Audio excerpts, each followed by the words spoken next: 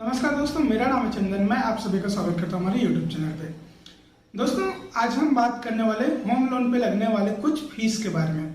जो फीस लगती है आपकी, जो आपकी प्रोसेसिंग फीस होती है, और भी कई तरह के उसमें जो होम लोन जब हम लेते हैं, जब हम घर खरीदने के लिए जाते हैं, तो कुछ फीस हमें वहाँ पे पे करना पड़ता है हमारे डाउन पेमेंट के अलावा। तो आज हम उसी फीस के बारे में बात करेंगे इस वीडियो पे। तो दोस्तों, एक्चुअल में हुआ क्या कि कुछ महीने पहले मेरे एक फ्रेंड ने अपने लिए घर फाइनेंस कराया। तो उस समय क्या एक्चुअल में हम लोग को उतना नॉलेज नहीं था कि घर फाइनेंस करने के लिए किन किन मतलब फीस और हमें एक्स्ट्रा पे करने होते हैं। तो हमने क्या था कि डाउन पेमेंट का हम अरेंजमेंट करके रखे हुए थे और कुछ रजिस्ट्री के लिए जो पेमेंट था हमने अरेंज करके रखा हुआ था। देन फिर जब हमने प्रोसेस कराने के लिए आगे अपना फाइल सबमिट करा, तो वहाँ पे बताया कि और कुछ इसमें कुछ फीस होते हैं, बहुत सारे जो छोटे छोटे करके फीस होते हैं वो इंक्लूड रहते हैं। तो मेरे मन में एक बात था कि मतलब ये जो फीस होते हैं वो सारे किन किन चीज़ों का होता है, और कई सारे लोग भी होते हैं जो मतलब लोन फाइनेंस कराना चाहते हैं, घर खरीदना चाहते हैं, और उनके पास जो होता है, जो बजट होता है, एक फिक्स अमाउंट होता है जिसमें वो सिर्फ अपने घर का डाउन पेमेंट कर सकते हैं और जो कुछ रजिस्ट्री में चार्जेस आते हैं उसको पेमेंट कर सकते हैं। तो उस चीज़ में क्या है, सामने वाले को हो जाती है थोड़ी बहुत परेशानी। तो इसी परेशानी में और कोई दूसरा व्यक्ति ना फंसे, इसीलिए मैं इस वीडियो को बना रहा हूँ। तो दोस्तों, हम सबसे पहले बात करते हैं कि होम लोन में क्या क्या उसमें फीस लगते हैं। तो दोस्तों, सबसे पहले जो होता है होम लोन में वो लगता है आपका प्रोसेसिंग फीस।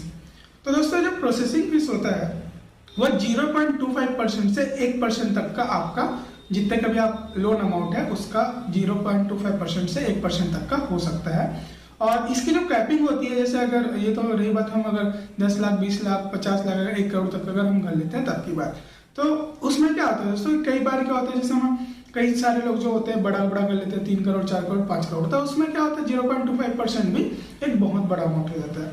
तो उसी चीज को होम लोन में कैपिंग भी करके रखा जाता है। वो होता है आपका 20 to 25,000 रुपीज आपका मैक्सिमम यहाँ पे कैपिंग होता है होम लोन की जो प्रोसेसिंग फीस होती है उसके लिए। तो दोस्तों, जो फीस होती है वो किस किस चीज का होता है।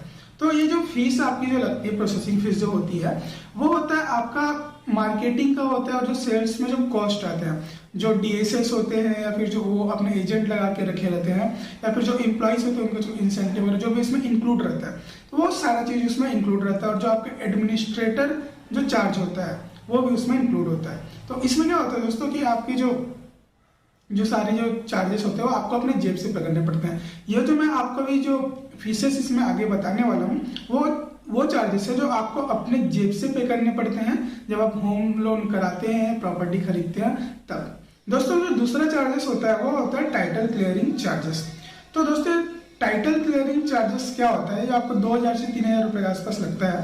तो इसके बारे में अगर हम समझना चाहें, तो जो आपकी प्रॉपर्टी होती है, जिस भी प्रॉपर्टी को आप खरीदना चाह रहे हैं, जो भी घर आप फाइनेंस करा रहे हैं, है ना, चाहे प्रॉपर्टी आपकी हो या आप कोई नया प्रॉपर्टी खरीदना चाहते हो, तो उस सिचुएशन में क्या होता है, आपकी जो प्रॉपर्टी होती है, कोई भी बैंक उसको फाइनेंस करने से पहले पिछले 30 साल तक का जो रिकॉर्ड होता है उस प्रॉपर्टी का, पिछले 30 साल तक का जो रिकॉर्ड होता है उसको वेरीफाई करवाती है अपने एडवोकेट द्वारा। तो ये जो चार्जेस होती है वो जो बैंक होती है वो अपने एडवोकेट को पे करती है, और वो भी आपको अपने जेब से यहाँ पे देना रहता है।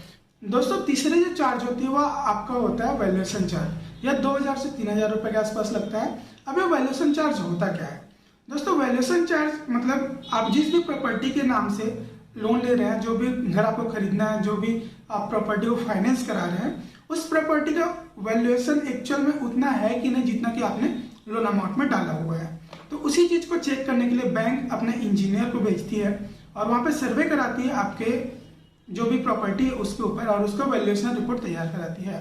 तो इसका भी जो चार्जेस होते हैं वो भी आपको अपने जेब से ही भरने रहते हैं।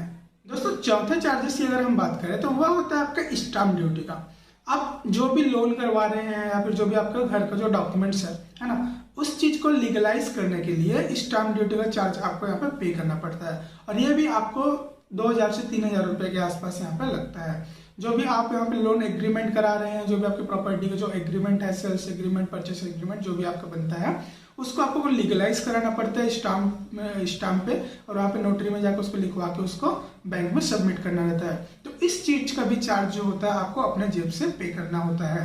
दोस्तों, पांचवें चार्ज की अगर बात करें तो पांचवा जो चार्ज होता है हमारा वो होता है प्रॉपर्टी रजिस्ट्रेशन चार्ज। यह जो चार्ज होता है 5% से लेकर 7% तक का हो सकता है। भारत के अलग अलग राज्यों में अलग अलग परसेंटेज यहाँ पर लगते हैं।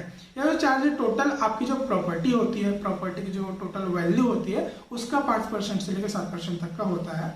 और अगर इसमें वेवअप की अगर हम बात करें, अगर आप प्रॉपर्टी को किसी महिला के नाम से अगर रजिस्ट्रेशन करवाते हैं तो 1% का गवर्नमेंट की तरफ से आपको वहाँ पर वेवअप मिलता है और इसकी जो स्टाम्प ड्यूटी की चार्ज होती है वह 1% इसमें लगता है।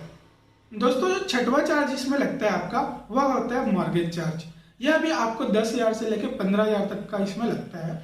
जब प्रॉपर्टी आपके नाम से फाइनेंस हो जाती है, जब प्रॉपर्टी आपके नाम पर हो जाती है तो उस प्रॉपर्टी को क्या करना पड़ता है आपको कि जो आपका बैंक है जहां से आपने लोन लिया है, जिस भी कंपनी से आपने लोन लिया है, उस कंपनी या उस बैंक को आपको अपनी जो प्रॉपर्टी हो तो उसको मॉर्गेज करना पड़ता है। वह मॉर्गेज आप तब तक नहीं हटा सकते जब तक आप जो कंपनी का जो लोन अमाउंट है उसको पूरा पेमेंट नहीं कर देते।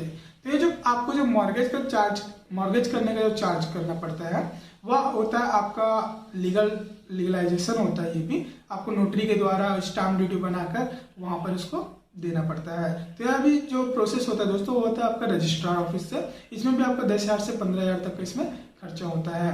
और यह जो नाम ट्रांसफर का प्रोसेस होता है वो भी आपको जस्ट लोन जो आपकी प्रॉपर्टी होती है वह आपके नाम पर हो जाने के तुरंत बाद इसको करवाना पड़ता है।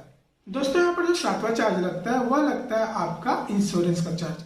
जिस भी प्रॉपर्टी को आप खरीदते हैं, जिस भी प्रॉपर्टी को आप फाइनेंस कराते हैं, उस प्रॉपर्टी को आपको यहाँ पे इंश्योरेंस कराना पड़ता है, उसको इंश्योर करना पड़ता है ताकि आपका जो लोन है वह सुरक्षित हो सके। आप जिस किसी भी बैंक से फाइनेंस करवाते हैं, जहां से भी आप फाइनेंस कंपनी से फाइनेंस कराते हैं, तो लोन अमाउंट में इंक्लूड करके आपका जो इंश्योरेंस का चार्ज होता है उसको यहाँ पर आपको प्रोवाइड किया जाता है। और आपका जो ईएमआई होता है, जो आपका इंश्योरेंस का जो प्रीमियम होता है वो हर मंथ आपके ईएमआई में इंक्लूड रहता है और उसी के साथ हर महीने कटता जाता है। दोस्तों अगर आप घर लेने का प्लान कर रहे होंगे तो इन सब चार्जेस का बिल्कुल आप ध्यान रखिएगा ताकि इसमें भी आपको कोई दिक्कत ना आए और आपका जो प्रोसेस है, जो भी काम है, आपका जल्दी से जल्दी इसमें पूरा हो जाए। दोस्तों ये जो सारी चार्जेस होती है वो आपको अपने जेब से पेमेंट करने का होता है। और भी कई सारे इसमें चार्जेस होते हैं। जब भी आप होम लोन फाइनेंस करवाते हैं तो कुछ जो चार्जेस होते हैं बैंक अपने तरफ से जो पे करती है, उसके लिए मैं अलग से आपको वीडियो बना के इसमें बता दूंगा।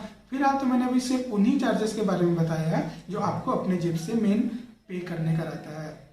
दोस्तों आपको अगर हमारा आज का वीडियो पसंद आया होगा तो प्लीज इस वीडियो को लाइक कर दीजिए, चैनल को सब्सक्राइब कर दीजिए और बेल आइकन के घंटे को जरूर क्लिक करिए जिससे हमारे आने वाले वीडियोस का नोटिफिकेशन आपको मिलता रहे।